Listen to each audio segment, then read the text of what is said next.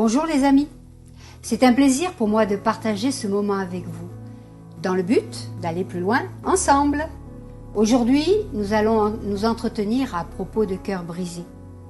Le psaume 51, verset 19, nous dit que les sacrifices agréables à Dieu, c'est un esprit brisé. Ô Dieu, tu ne dédaignes pas un cœur brisé et humilié. Le brisement ne peut être comparé au chagrin, ni aux pleurs, ni à l'abattement, ni même à l'humilité. Beaucoup pleurent sans pour autant avoir le cœur brisé.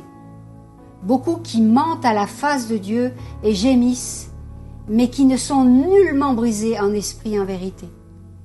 Lorsqu'un cœur est réellement brisé, il reçoit la plus grande puissance que Dieu puisse confier à l'humanité, celle de rendre gloire et honneur à notre Seigneur. Cependant, nous vivons dans une société très intéressée par le succès, la réussite sociale. L'échec, le brisement ne sont jamais appréciés humainement. Émotionnellement, on a du mal avec cela.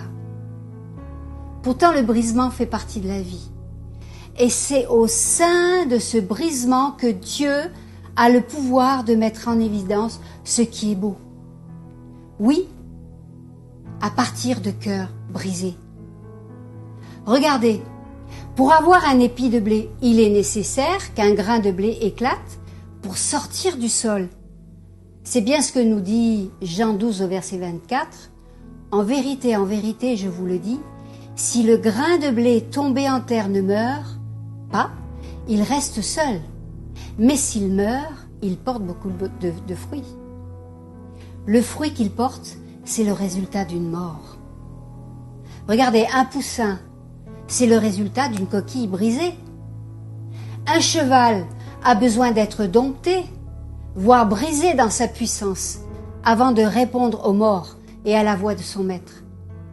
L'apôtre Paul, sur la route de Damas, a dû être projeté à terre et mourir à sa vision lors de sa rencontre avec le Christ pour devenir l'homme de Dieu qu'il a été, et pas le moindre.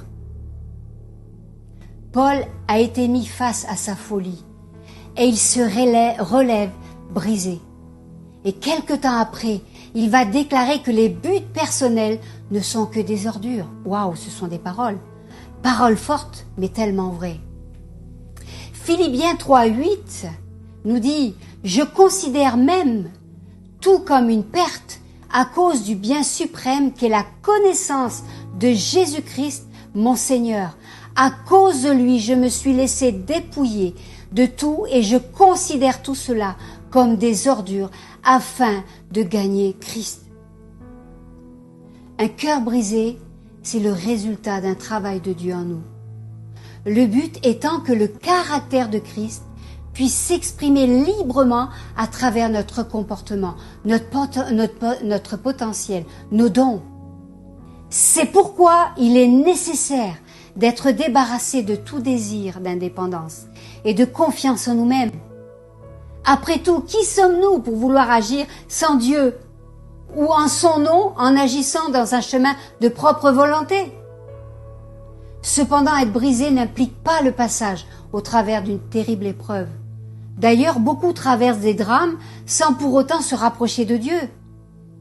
Un cœur brisé est le fruit d'une mort sur un chemin de propre volonté à notre confiance en nous-mêmes, au point qu'il ne nous reste aucune force pour nous sortir d'affaire. Un cœur brisé est le fruit d'une écoute et d'une réponse à Dieu face aux circonstances, lorsque tout se ferme devant nous et que Dieu reste notre seul espoir. Alors nous découvrons cette vérité fondamentale, que Dieu représente alors tout ce que nous avons besoin.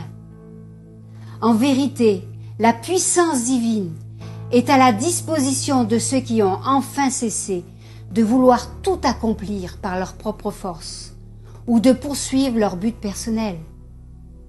1 Jean 2 au verset 17 nous dit « Le monde passe, sa convoitise aussi, mais celui qui a fait la volonté de Dieu demeure éternellement. » Oh Seigneur, oh mes amis, que cette vérité s'attache à nos cœurs. Allez, on s'attache à sa parole, on chérit l'Esprit de Dieu en nous et on va plus loin. Et n'oubliez pas, on reste ensemble. Abonnez-vous à notre chaîne YouTube Église Novation Officielle. Et très important, cliquez sur la cloche de notification pour recevoir des alertes lors des prochaines vidéos. Vous pouvez aussi nous suivre sur Facebook et Instagram.